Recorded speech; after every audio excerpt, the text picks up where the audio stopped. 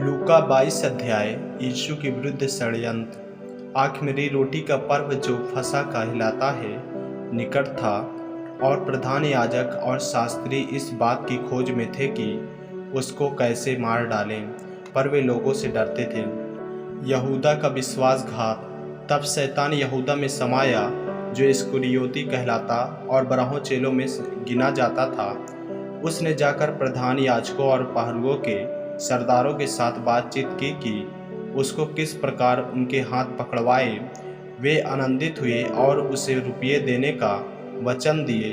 उसने मान लिया और अवसर ढूंढने लगा कि जब भीड़ न हो तो उसे उनके हाथ पकड़वा दे। चेलों के साथ फसह का अंतिम भोज। तब आखिरी रोटी के पर्व का दिन आया, जिसमें फसह का मेमना बलि करना आवश्यक था। यीशु ने पतरस और यूहन्ना को यह कहकर भेजा, जाकर हमारे खाने के लिए फसह तैयार करो। उन्होंने उससे पूछा, तू कहाँ जाता है कि हम इसे तैयार करें? उसने उनसे कहा, देखो, नगर में प्रवेश करते ही एक मनुष्य जल का घड़ा उठाए हुए तुम्हें मिलेगा। जिस घर में वह जाए तुम उसके पीछे चले जाना, और उस घर के स्वामी से कहना, गुरु तुझसे कहता है कि वह पहुँचाला कहाँ है जिसमें मैं अपने चेलों के साथ फसह खाऊं। वह तुम्हें एक सजी सजाई बड़ी अटारी दिखा देगा, वहीं तैयारी करना।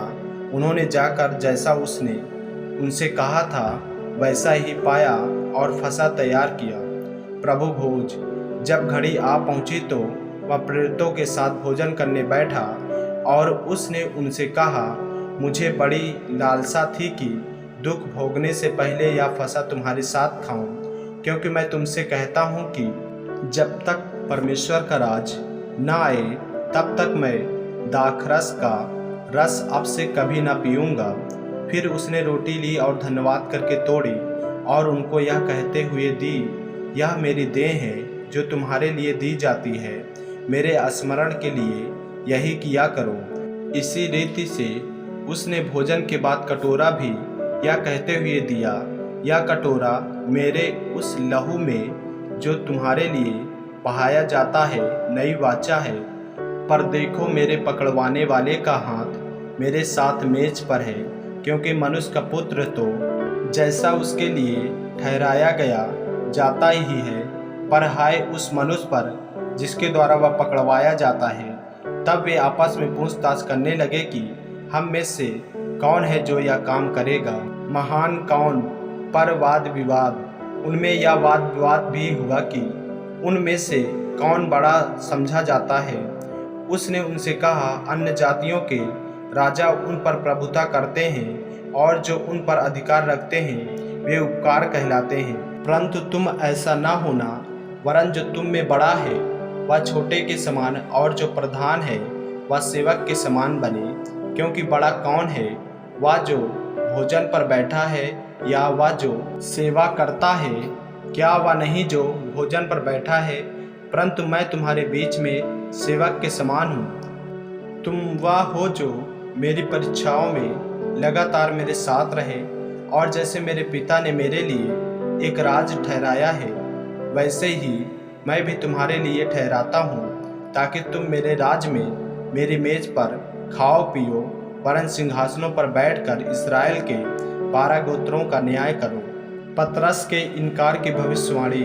सिमोन, हे सिमोन, देख, शैतान ने तुम लोगों को मांग लिया है कि गेहूं के समान फटके, परंतु मैंने तेरे लिए विनती की है कि तेरा विश्वास जाता न रहे, और जब तू फिरे तो अपने भाइयों को स्थिर करना। उसने उससे कहा, हे प्रभु, मैं तेरे साथ बंदी गिरी जाने वरन मरने को भी तैयार हूँ। उसने कहा, हे पतरस, मैं तुझसे कहता हूँ कि आज मुर्गा बांग न देगा जब तक तू 3 बार मेरा इनकार न कर लेगा कि तू मुझे नहीं जानता। बटुआ, झोली और तलवार। फिर उसने उनसे कहा, जब मैंने तुम्हें बटुए और झोली और जूते बिना भेजा था तो क्या तुमको किसी वस्तु की घटी हुई थी? उन्होंने कहा, किसी वस्तु की नहीं।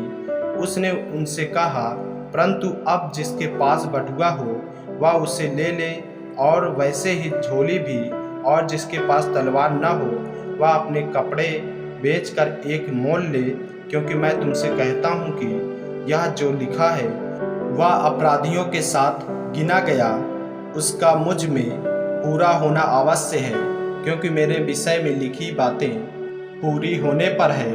उन्होंने कहा, हे प्रभु, देख यहाँ 2 तलवारें हैं। उसने उनसे कहा, बहुत है। जैतून के पहाड़ पर यीशु की प्रार्थना।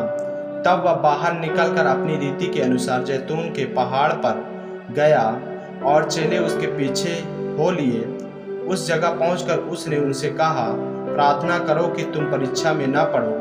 और वह आप उनसे अलग एक डेला फेंकने की दूरी भर गया और घुटने टेक कर प्रार्थना करने लगा, हे पिता, यदि तू चाहे तो इस कटोरे को मेरे पास से हटा ले, तो भी मेरी नहीं परंतु तेरी ही इच्छा पूरी हो। तब स्वर्ग से एक दूत उसको दिखाई दिया जो उसे सामर्थ्य देता था।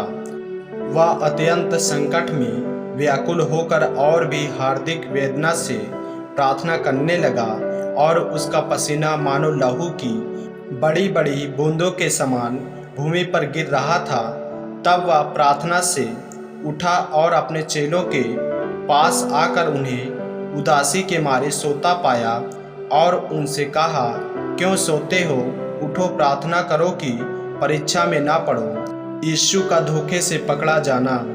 वह यह कह ही रहा था कि एक भीड़ आई और उन बराहों में से एक, जिसका नाम यहूदा था, उनके आगे आगे आ रहा था। वह यीशु के पास आया कि उसका चूमा ले। यीशु ने उससे कहा, हे यहूदा, क्या तू चूमा लेकर मनुष्य के पुत्र को पकड़वाता है? उसके साथियों ने जब देखा कि क्या होने वाला है तो कहा, हे प्रभु, क्या हम तलवार चलाएं? और उनमें से एक ने महायाजक के दास पर तलवार चलाकर उसका दाहिना कान उड़ा दिया। इस पर यीशु ने कहा, अब बस करो, और उसका कान छूकर उसे अच्छा किया। तब यीशु ने प्रधान याजकों और मंदिर के पहरुओं के सरदारों और पुरनियों से, जो उस पर चढ़ आए थे, कहा, क्या तुम मुझे डाकू जानकर तलवारें और लाठियां लिए हुए निकले हो? जब मैं मंदिर में हर दिन तुम्हारे साथ था तो तुमने मुझ पर हाथ न डाला, पर यह तुम्हारी घड़ी है और अंधकार का अधिकार है। पतरस का इनकार। फिर वे उसे पकड़कर ले चले और महायाजक के घर में लाए। पतरस दूर ही दूर उसके पीछे पीछे चलता था, और जब वे आंगन में आग सुलगाकर इकट्ठे बैठे तो पतरस भी उनके बीच में बैठ गया। तब एक दासी ने उसे आग के उजियाले में बैठे देखकर और उसकी ओर ताककर कहने लगी, यह भी तो उसके साथ था। परंतु उसने यह कहकर इनकार किया, हे नारी, मैं उसे नहीं जानता।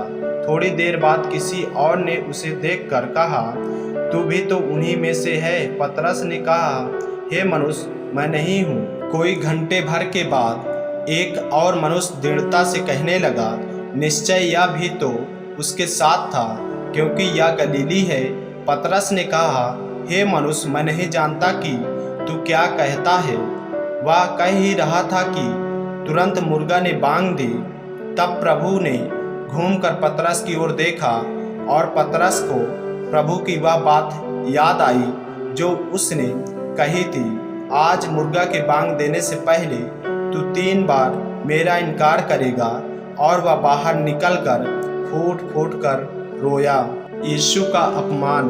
जो मनुष्य यीशु को पकड़े हुए थे वे उसे ठट्ठों में उड़ाकर पीटने लगे और उसकी आंखें ढककर उससे पूछा, भविष्यवाणी करके बता कि तुझे किसने मारा। और उन्होंने बहुत सी और भी निंदा की बातें उसके विरोध में कही। महासभा के सामने यीशु। जब दिन हुआ तो लोगों के पुरनिये और प्रधान याजक और शास्त्री इकट्ठे हुए और उसे अपनी महासभा में लाकर पूछा, यदि तू मसीह है तो हमसे कह दे। उसने उनसे कहा, यदि मैं तुमसे कहूँ तो प्रतीत ना करोगे, और यदि पूछूं तो उत्तर ना दोगे। परंतु अब से मनुष्य का पुत्र सर्वशक्तिमान परमेश्वर की दाहिनी ओर बैठा रहेगा। और इस पर सब ने कहा, तो क्या तू परमेश्वर का पुत्र है? उसने उनसे कहा, तुम आप ही कहते हो, क्योंकि मैं हूँ। तब उन्होंने कहा, अब हमें गवाही की क्या आवश्यकता है, क्योंकि हमने आप ही उसके मुंह से सुन लिया है। आमीन। मेरे प्रियो, यदि आप इस चैनल पर नए हैं, यदि आपने अभी तक हमारे चैनल को सब्सक्राइब नहीं किया है, तो हमारे चैनल को सब्सक्राइब करें और बेल आइकन के बटन को दबाएं, ताकि परमेश्वर का वचन रोजाना आप तक पहुंच सके। जय मसीह की। प्रभु आपको आशीष दे।